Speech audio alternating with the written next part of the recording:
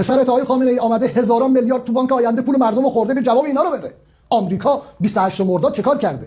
شمخانی یه طرف، قالیباف یه طرف، زاکانی یه طرف، سردارای تو یه طرف، غارت کردن این ملت رو بیچاره کردن، نگذاشتن یه نان روی سفره مردم بمانه. اون وقت تو به جای اینکه بیای جواب این گندکاریایی که توی همین نظام فاسد درست کردی به رهبری خود دزدها توی دفتر و تو بنک تو هستن، تو خانه تو هستن، به جای اینکه بیای جواب ملت رو بدی که آقا بانک آینده آمده بودجه 20 سال 30 سال این کشور رو یک جا دزدیدن، همه اون پولا دست پسرته، همون پسری که میره نمیدونم تو انگلستان فلان میکنه، اون یکی پسرت میره تو فلان کشور هتل میخره.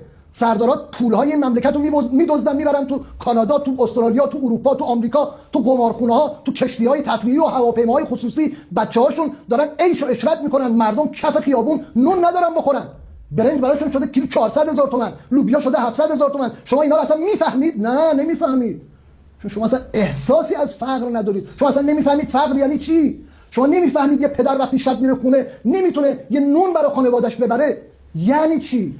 شنیدید چیزهایی رو، هرگز اینا رو احساس نمی‌کنید. شمخانی شاگرد دوچرخه سازی امروز شده بزرگترین نفت فروش دنیا، قاچاقچی نفت دنیا.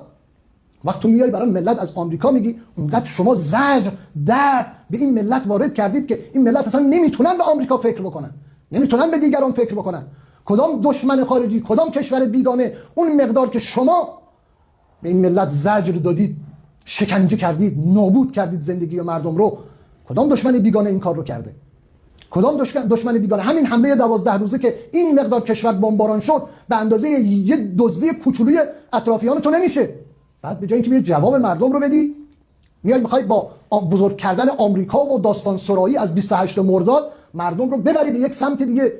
فکر کردی که این 50 سال پیشه که ما نوجوان بودیم، یه عده مردم بی سواد تو این کشور بودن، شما هر چی رو منبر میگفتید ما باور میکردیم؟ نه، امروز عصر رسانه است، عصر دیجیتاله، عصر هوشمندی ملت ایرانه. این ملت ریشه شما رو میکنه. فکر کردید با این داستان ها و قصه ها شما میتونید از خودتون رفع بلا بکنید؟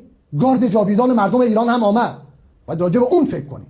آمریکا ممکنه هر کاری بکنه یا نکنه، اما اون ملت ایران هم که از ظلم ها، شکنجه ها، آدم کشی ها، همین چند روز پیش دیدید این جوان سرلک رو چطور کشتن، بعد یه اسلحه انداختن کنارش که بگم نمیدونم چرا، چون یه عکس تو رو آتش زده بود. کجای دنیا به خاطر یه عکس آدم میکشن؟ اینا رو بیا جواب بده، جواب ملت ایران رو بده.